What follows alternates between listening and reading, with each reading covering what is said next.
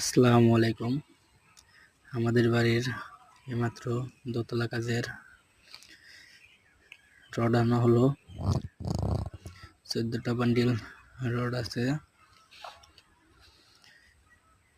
এইমাত্র রড আনা শেষ হলো, এখন ছাদে তুলবে। এটা আমাদের বাড়ির দোতলা কাজের রড। এখানে 14টা বান্ডিল রড আছে। এখানে অনেক চোর আছে, সেই জন্য আর কি ভিডিও করা। এই দেখুন সিসি ক্যামেরা লাগানো হচ্ছে, তারপরেও চুরি চামারি হয় টুকটাক আর কি, সেজন্য আর কি 14টা বান্ডিল রড আছে।